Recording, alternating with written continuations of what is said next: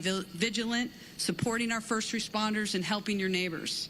Thank you to Mayor Bass, our city leadership, everybody that is here. As you can see, we stand with every single community member, business, anybody that's been negatively impacted by all of these incidents. We stand with you. We're going to remain strong with you as well. And I tell you, we're throwing everything at this that we possibly can, and we're going to move through this and continue to support one another. With that, I will go ahead and introduce our next speaker, which is Sheriff Luna. Sir? Good morning, Robert Luna, the Sheriff of Los Angeles County. Currently, we have well over 400 sheriff's personnel that are still actively deployed to the fires, in addition to our normal staffing for patrol-related functions throughout the County of Los Angeles. Deputies continue to assist our residents with evacuations. They are performing a lot of humanitarian missions. So many stories to share, don't have time right now. Providing food and blankets to people, rescuing people who unfortunately did not evacuate when they were asked to. So you've heard it over and over up here. A lot of the stories of heroic actions by our deputy sheriffs, police officers, or firefighters, a lot of them are taking place from people who did not choose to evacuate, putting their own lives at risk. So please, if you're asked to evacuate, because it's not only your life you're putting in danger. We continue to conduct roving patrols, manning hard road closures, providing security in evacuation areas to prevent anyone who may be tempted to engage in criminal behavior like looting. It was mentioned earlier before by the supervisor, and I'm going to make this crystal clear to everybody out there. Over last night and this morning, we are up to 20 individuals who chose to go into our areas and deprive these poor people who have been through so much of their property. Absolutely unacceptable. And I'm going to give direction to our department members. As you know, when we have an evacuation order by law, if you remain in that area, you are guilty of a misdemeanor. If you commit certain crimes, it could jump up to a felony. I'm going to be asking our employees to start enforcing that. That is very different than a curfew. Why? Because it's 24/7. I don't have to wait for the sun to go down or the sun to come up.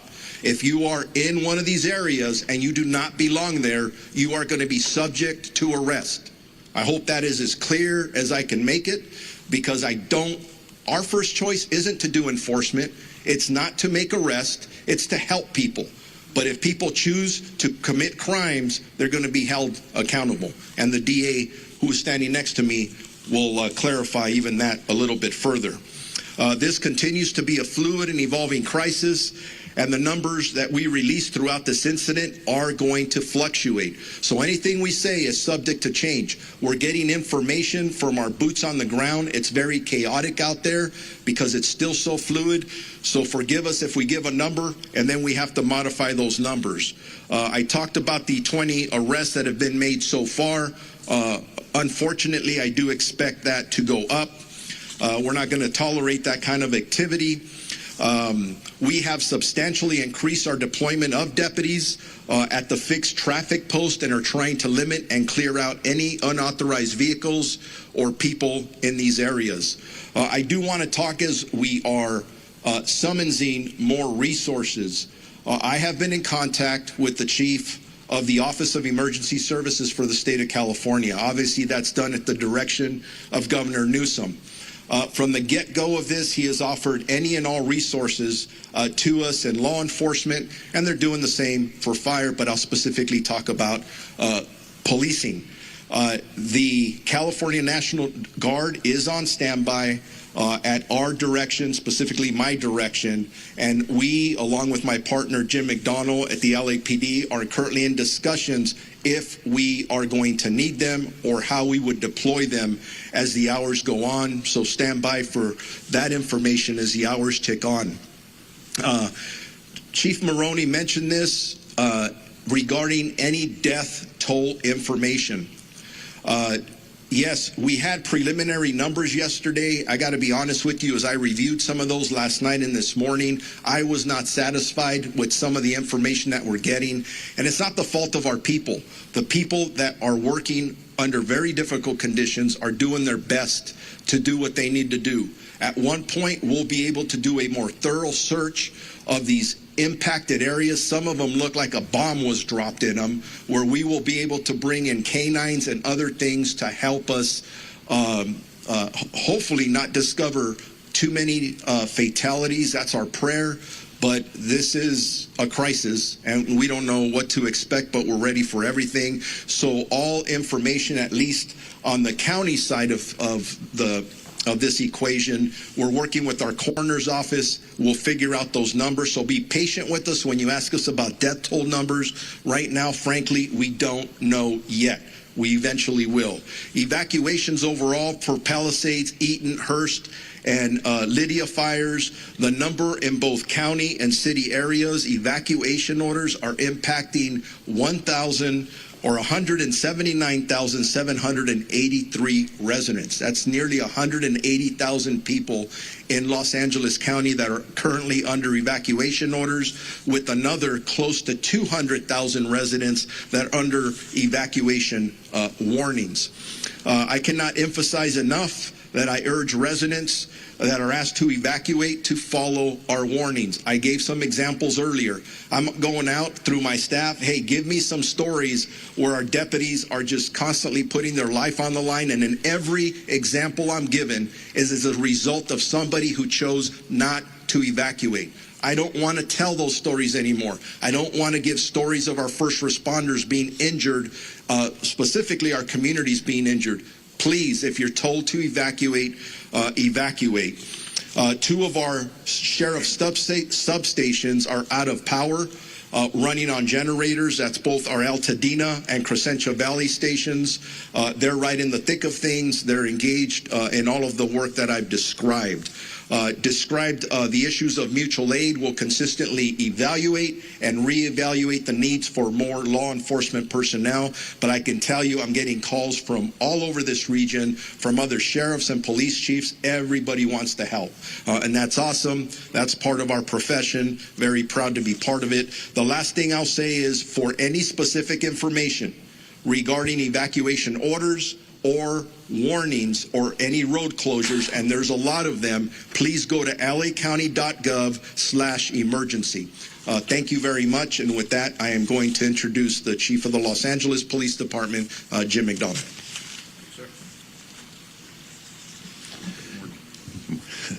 Morning, and I'll start off with a sincere thank you to all who have cooperated and supported the first responders and others who've been out there doing the best they can to make this as manageable as it can be. We're still on full tactical alert at the LAPD in support of our fire partners to be able to accomplish their mission. We're assisting with safety as well as the evacuation sites. You heard the sheriff quote the numbers of people who are out there using those.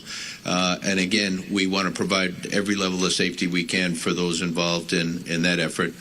We've been joined by our Port Police and Los Angeles World Airport Police partners as part of the city family in doing the jobs that we're doing as we move forward today.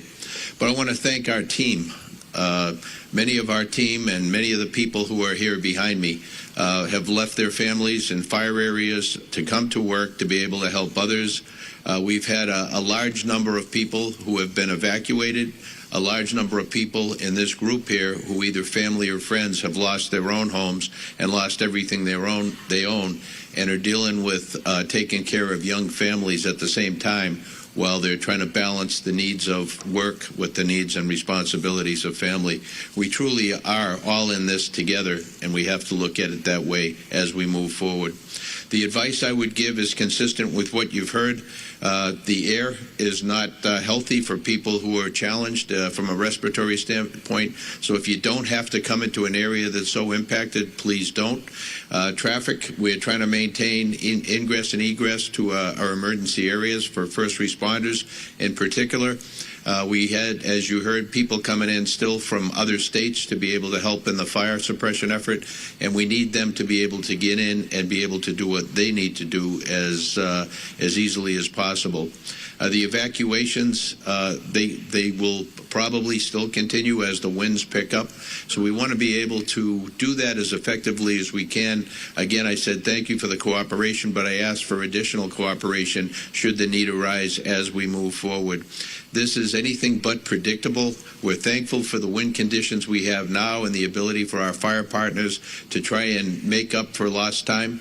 To be able to put containment around several of our burn areas and to be able to move forward on that. But again, I just want to say that you've heard from, and you'll hear in a minute from the DA, but from the sheriff about our crime suppression efforts. For those who want to take advantage of others, we're there. We're going to be there, and we're going to be working to hold you accountable for what you're doing in that regard. But as this runs its course, fatigue will certainly become a significant factor for those who are both directly involved in the operation as well as members of our community. So again, we are very thankful for the people who are doing this on all of our behalf, but we need to stick together. We need to support each other, and this is a thing where morale is a big deal for both the community and all of our folks. So take care of each other out there, and let's do the best we can. Thank you. Now, I mentioned our DA Hochman. It's now my pleasure to introduce the newly elected District Attorney of Los Angeles County, Nathan Hochman.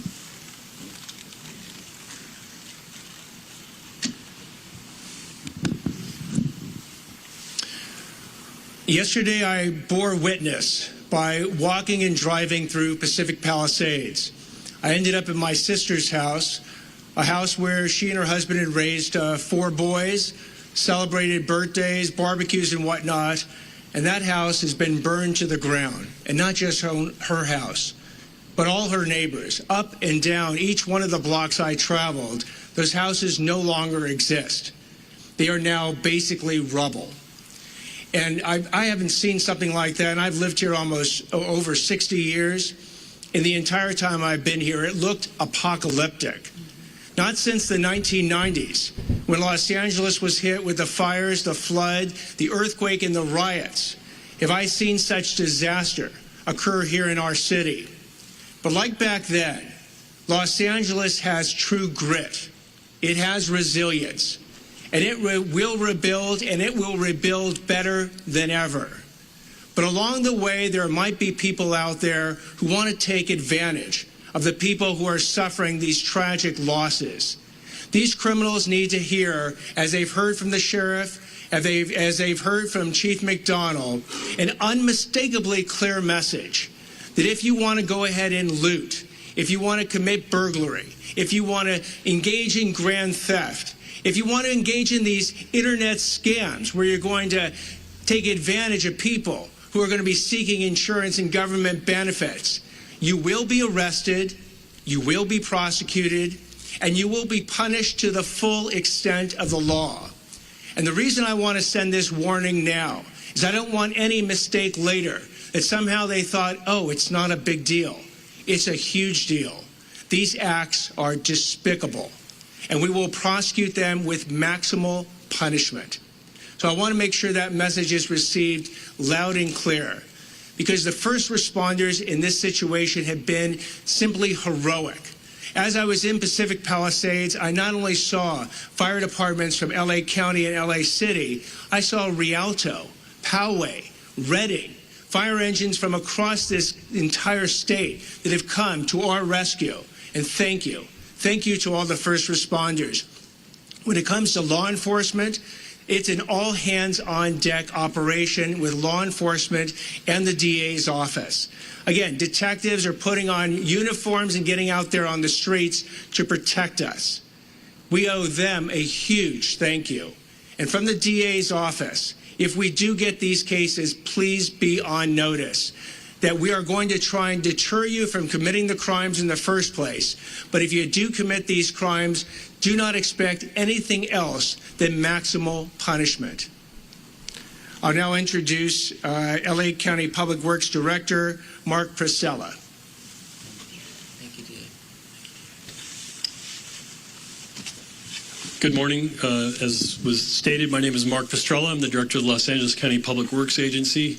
First, I want to say my heart, of course, goes out to everyone affected by the devastating event. I personally toured many of the areas yesterday and met with residents. And as everyone here has described, it's an absolute tragedy, including the life safety support system, our infrastructure that has been destroyed that supports life in these communities. I know from personal experience that fielding a loss from a wildfire, and I have tremendous respect for our firefighters and other first responders, our police force, the Sheriff's Department for the work they are currently doing. In fact, our current mission, which has been going 24/7 for 3 days now, is to support our fire department and our Sheriff's Department and the local PDs in their efforts to save lives. That is our #1 mission right now and what we are currently continuing to do, unfortunately, as this event is still active.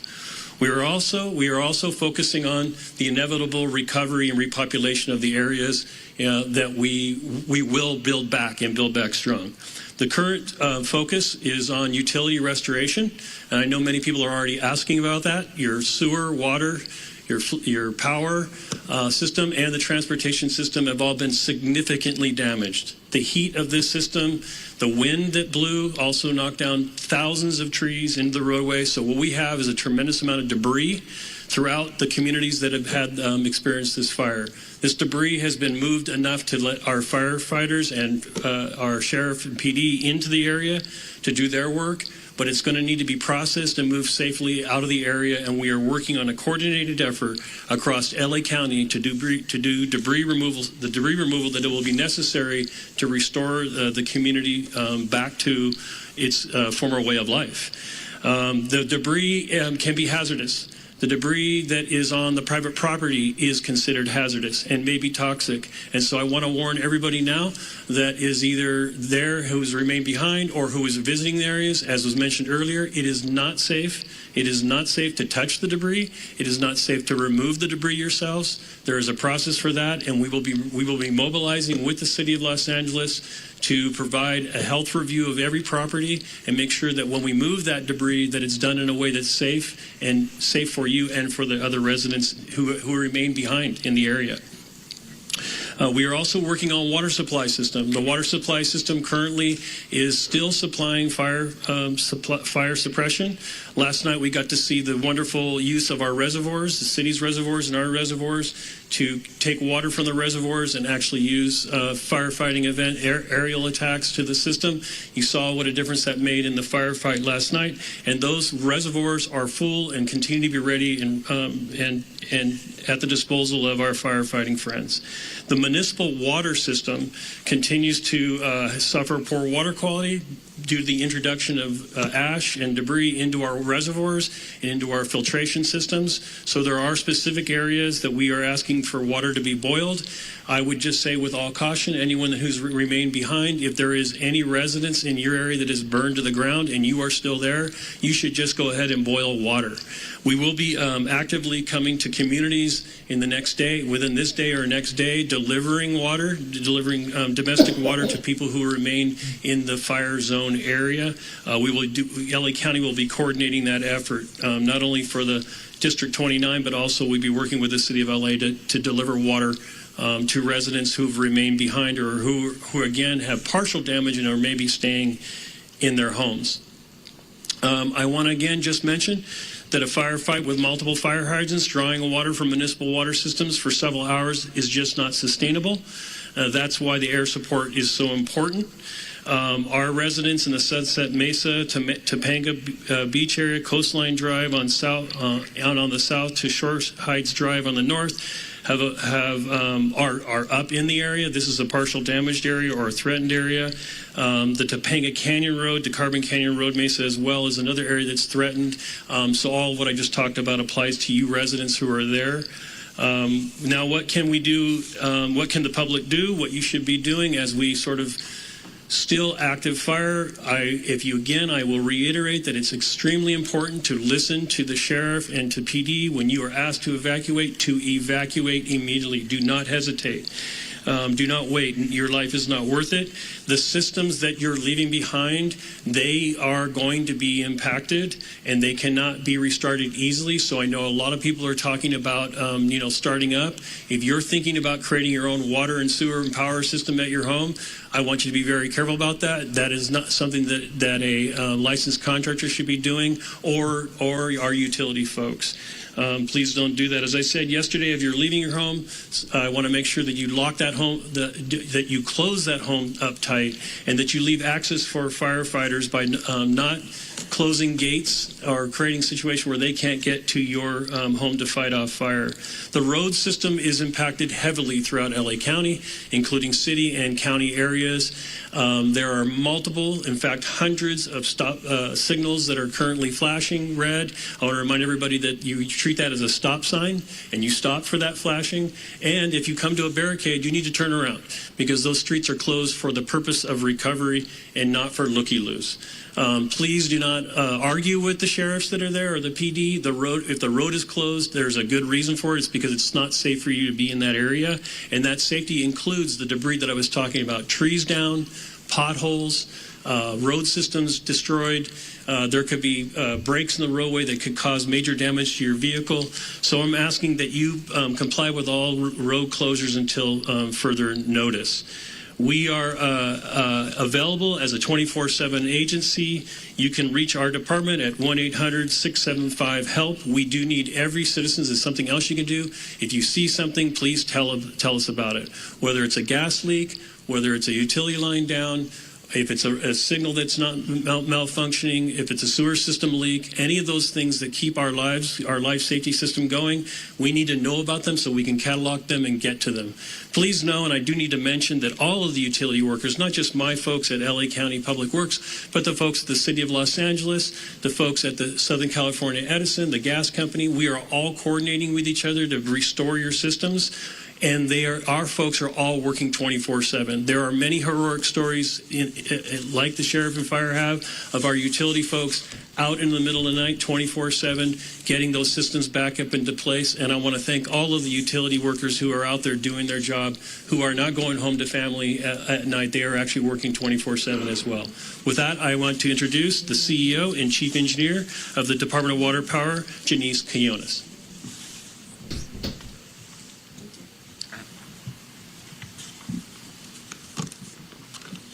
Good morning. I am Janice Quinones, CEO and Chief Engineer of LADWP. LADWP crews continue to work around the clock to restore power and support firefighting efforts. On the power front, we have restored about 200,000 customers so far since the windstorm started. And as of this morning, we have approximately 95,000 customers out. We have 118 crews, DWP crews, working around the clock to restore powers as fast and as safe as possible. We're expecting our mutual aid crews coming from PG&E to arrive today and support the restoration efforts. Our restoration times are ranging from 24 to 48 hours. We are prioritizing wires down, so if you see a wire down, please call 911 and we'll send crews immediately to make the area safe. However, if you live in the fire-impacted areas or near those areas, you might experience longer outages, mainly because either our equipment has been compromised due to the fire, we're not able to access the area yet, or we're proactively shutting out the power for the safety of our firefighters and first responders. On the water side, the boil water notice for Palisades on zip code 90272 continues in effect, and it will continue in effect for at least 48 hours. I have water quality engineers taking samples around the system to ensure that the water quality remains a priority for our consumers. We continue to support LAFD and CAL FIRE and water supply issues and firefighting response, including opening our water reservoirs, as mentioned by Mark yesterday. Hollywood Reservoir was a critical asset when we were fighting the Sunset Fire. So all our reservoirs are open, that are open air for air assets, and we continue to work around the clock with other water agencies to increase the supply and pressure of the water system, including Metropolitan Water District. I want to end this by thanking DWP crews and personnel for their commitment and efforts to support the restoration of LA. Thank you. Thank you very much for that. And now, Yeah, Chair and Barger. I also want to, we recognized President Biden and Governor Newsom, but we also have here with us today Congressmember George Whitesides, Congressmember Laura Friedman, Senator Sasha Renee Perez, Assemblymember Celeste Rodriguez, and Malibu Mayor Doug Stewart. Make no mistake, we are all working together, and I want to thank you all for being here. I know our Congress representatives flew in, and we appreciate it, and we are all in this together. With that, we'll take some questions. Thank you, Chair Barger. So just a couple rules of the road. So I'll call on you. When you get called upon, please announce your name and which media outlet you are with. And we'll start right here in the middle. Jonathan Pigliotti with CBS News. For Mayor Bass, please. Mayor, LA County is in a panic state. It began 2 days ago with the Palisades fire. My crew and I arrived shortly after it started, and for several hours we watched as hundreds of homes in a neighborhood burned to the ground. We did not see a single fire engine. We watched as Good Samaritans guided traffic. There was fear and there was a lot of confusion. You were out of the country at the time. Shortly after the fire started, a press release was put out warning of this fire behavior. My question to you is, what explains this lack of preparation and rapid response? Let me just say, first and foremost, my number one focus, and I think the focus of all of us here with one voice, is that we have to protect lives, we have to save lives, and we have to save homes.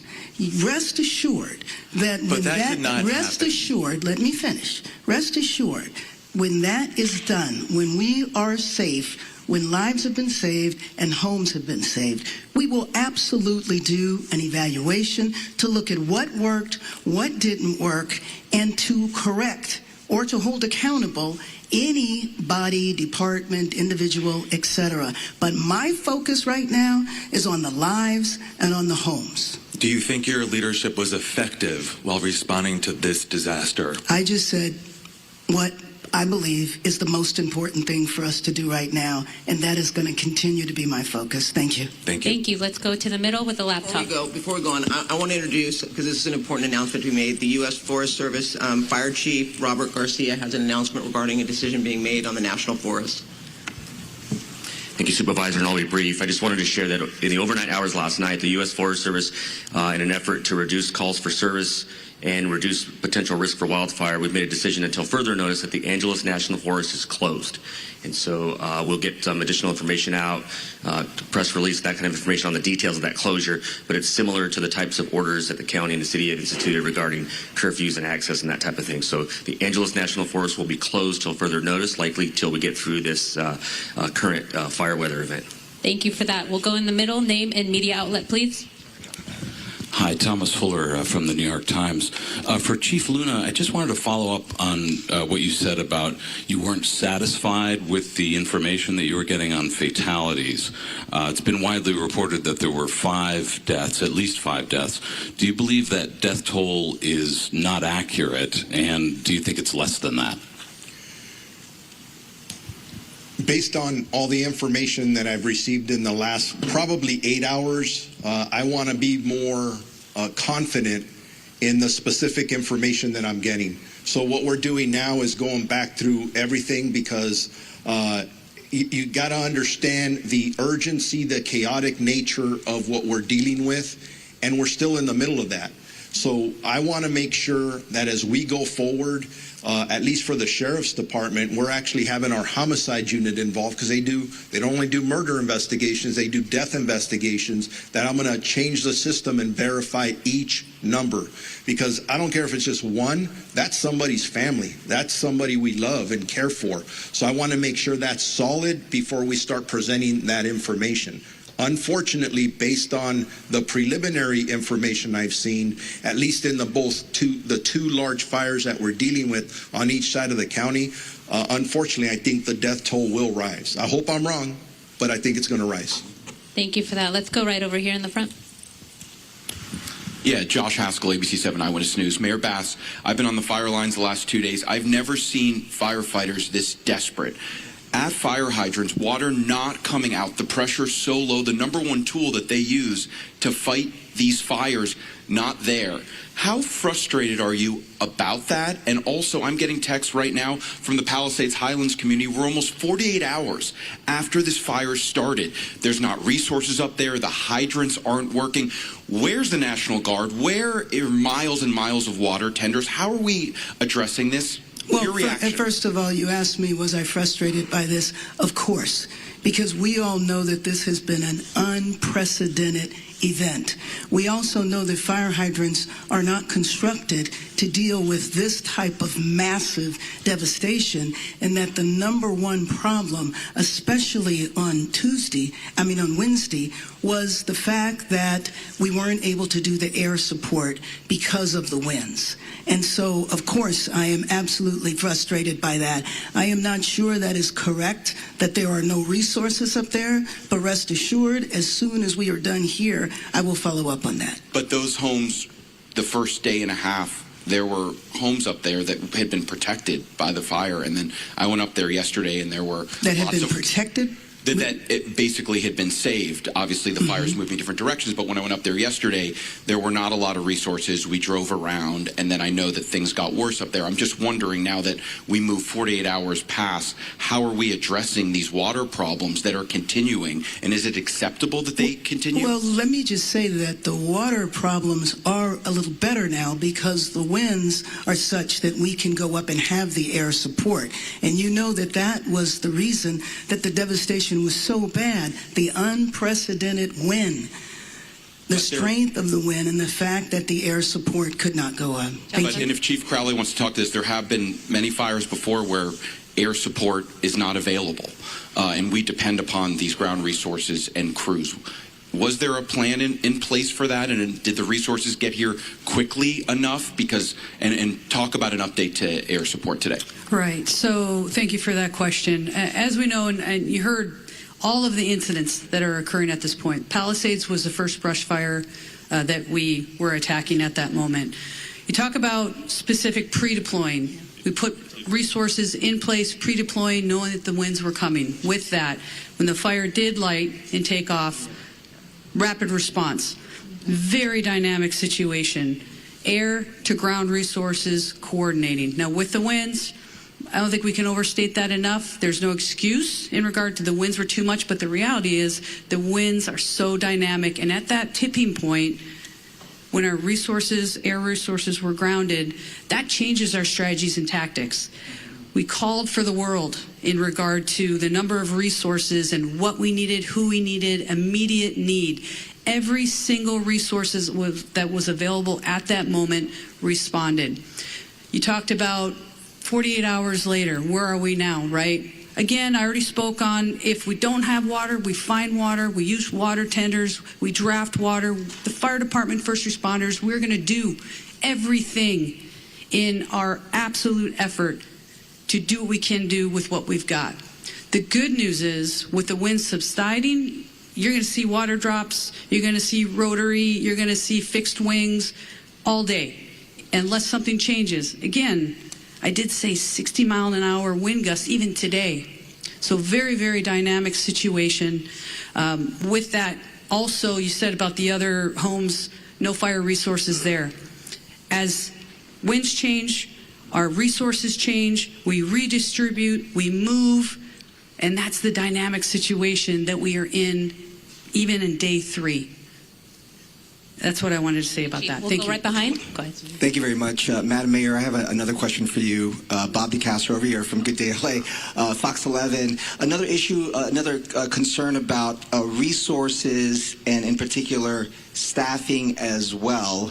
And we heard from firefighters even on the front lines expressing frustrations about, obviously it's a challenge right now. They're bringing in firefighters from all across the western region, but can you address the criticism now over the budget issue and the slashing, $17 million? I think if you go back and look at the reductions that were made, there were no reductions that were made that would have impacted the situation that we were dealing with over the last couple of days. And then there was a little bit of confusion because money was allocated to be distributed later on, which was actually going to support salaries and other parts of the fire department that were distributed a little later. So I think it's most important to understand that we were in tough budgetary times. Everybody knew that, but that the impact of our budget really did not impact what we've been going through over the last few days. Again, back to the unprecedented windstorm, when at such ferocity that we haven't seen in years, is the context in which we were dealing with it. Thank you. Thank you. Let's go over here on this side. Did you have your hand up with the blue? Name and media outlet, please. Hi, Grace Tui with the Los Angeles Times. I was hoping Chief Crowley could talk a little bit more about the start of the Palisades fire. We'd heard that, I know we don't know why it started, but we'd heard that it started possibly in a garden in someone's backyard, if you could confirm that. And then how long do we know it took for it to actually reach homes? And I know you said that resources were pre-deployed, but do we know were there actually fire crews in the Palisades when it did start? Right. So I'll start with your second question, and we'll go back. I'll actually start with your first one. As for where the start of the fire was in the Palisades fire, again, currently under active investigation. We have our arson investigators that are out right now as we speak, and they are actively investigating. As soon as we have information, we will share that with all of you. I know there's obviously, for the right reasons, a lot of interest in that. So with that, we'll circle back. When we come to pre-deployment, yes, we had our local fire stations that are assigned, Fire Station 69, Fire Station 23 in the Palisades area. They were fully staffed. Also pre-deployment in those areas, and we can also share the exact locations of where they were, how much we bolstered in regard to resources in the Palisades area. And also, mind you, we pre-deploy in the very high fire hazard severity zones, knowing that those are the communities most at risk during a wind event. So not only did we pre-deploy in the Palisades area, but also in other critical areas within the city. I don't know exactly, but we certainly can get that to you. Thank you. Hi, Dakota Smith with the LA Times. I have a two-part question again for the two fire chiefs. First off, have drones, unauthorized drones, been a problem, and have they hurt firefighting efforts? Secondly, in terms of the LAFD hydrants, was there any scaling back of the inspection of those hydrants in the last year and did that affect the firefighting effort, to Chief Crowley? Sure. So as for your first question with the drones, I don't have any information on that, so I can't share anything with you on that. In regard to the hydrants, historically, January is our hydrant testing phase. What I can tell you is we work closely with the Department of Water and Power. Those hydrants themselves are DWP's hydrants. They're to service the fire department. We partner with DWP in regard to that testing. Now, the very dynamic situation of where we are currently with the wildland season, if you may, there was a decision to postpone. We did not, in regard to the January start date, we have all year to test them. And also, mind you, our local fire stations are every single day going up and down the streets and looking at our hydrants. If there's any damage to hydrants, we report those as well. We were just kicking off that time frame of the beginning of the year when we normally would. What we did was postpone that because of the call volume that we're dealing with, and we're working closely with DWP at that point. I don't think it negatively impacted our abilities in this specific area. Thank you. Thank you. And the third row there. David Zahnizer with the Los Angeles Times. I have a two-part budget question.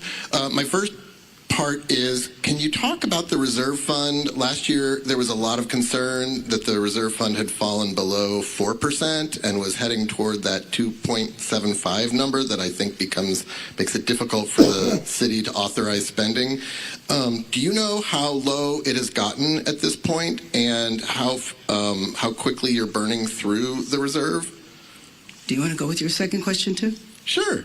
The second question is, do you have any concern about blowing through the reserve before the state and federal money will arrive?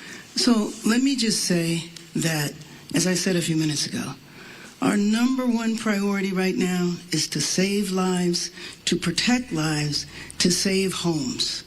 I'm not here to talk about the status of our budget.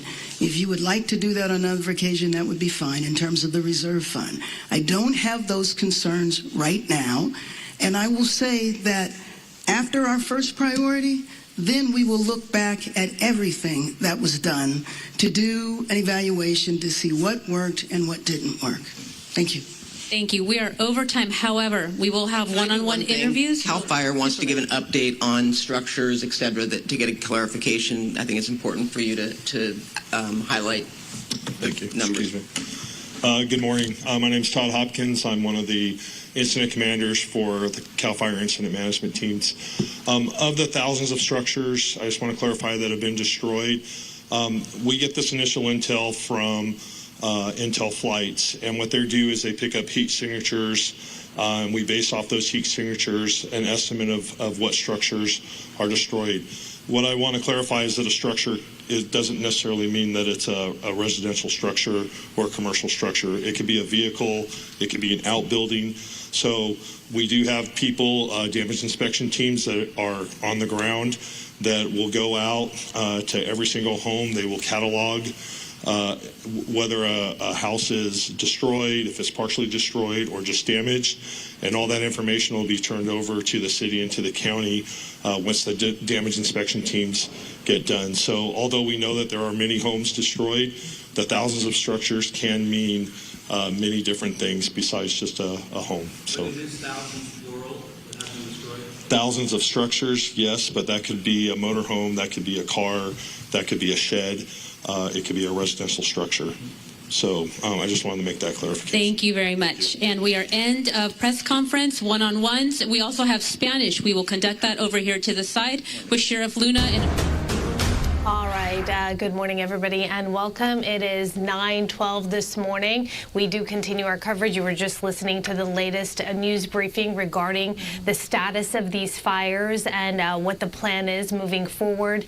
Sandra, you were here earlier this morning. A lot has changed in the last few hours. We're seeing a little bit of a relief, but again, not out of the woods yet. That's right. You still see the winds blowing, but not as intensely as we've seen in the past, and still fires blazing throughout the Southland, obviously with all eyes on the Palisades fire in particular. And we're continuing our extensive coverage of these fires across the Southland, and the wildfires, of course, are forcing mass evacuations. Hundreds of thousands of residents have been ordered to leave their homes as flames threaten thousands of structures. Those strong Santa Ana winds, they've been fueling these fires, making containment difficult. Really tough. Several big fires burning in LA right now. You've got the Palisades fire in Pacific Palisades, the Eaton fire above Altadena, the Hearst fire in the Sylmar area, and you also have the Sunset fire in the Hollywood Hills. The Palisades fire still relentless, though, and we do have some big breaking news right now. Gigi Graciette has been on the scene all morning long and has an update to something new that we're learning now at this hour. Gigi?